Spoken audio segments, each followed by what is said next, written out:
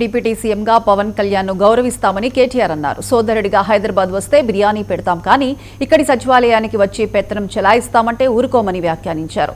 పవన్ ను చూసి నేర్చుకోవాల్సిందేమీ లేదన్నారు. తెలంగాణకు ఓజీ కేసీఆర్ ఉన్నారు, రాష్ట్రం గురించి ఆయన చూసుకుంటున్నారని అన్నారు KTR.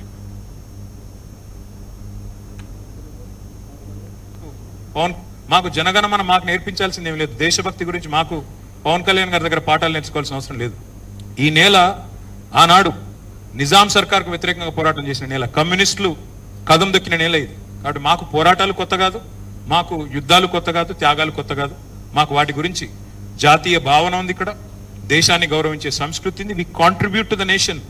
We are less than 3% of India, but we contribute to 5% of India's GDP. So we don't need any kind of moral lectures or moral policing from వారు. ఆంధ్రప్రదేశ్ ఉప ముఖ్యమంత్రిగా వారిని గౌరవిస్తాం, వారిని ఆంధ్రప్రదేశ్ ఉప ముఖ్యమంత్రిగా డెఫినెట్ గౌరవిస్తాం.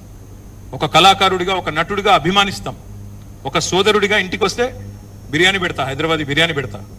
కానీ వచ్చి మా సెక్రటేరియట్లో కూర్చొని పెత్తనం చేస్తాము మా రాజకీయాల్లో. మరి ఇంకా మొన్ననే కదా వేరుపడ్డది, ఇంత కష్టపడి 60 ఏళ్ళు పోరాటం చేసి మొన్న వేరుపడ్డాం 2014లో. మొన్న చంద్రబాబు నాయుడు గారు రానే వచ్చే 2018లో, మళ్ళీ ఇప్పుడు మీరు కూడా వస్తారు 2023లో. That's all I'm saying. And last word I would like to say on this. Pawan Kalyan గారి మధ్యన ఓజీ సినిమా వచ్చింది. I would like to remind my brother Pawan Kalyan, we have a Telangana OG KCR. ఇక్కడ మా కేసీఆర్ గారు ఉన్నారు, ఆయన చాలు మాకు. He will take care of us, he will take care of the state and our issues.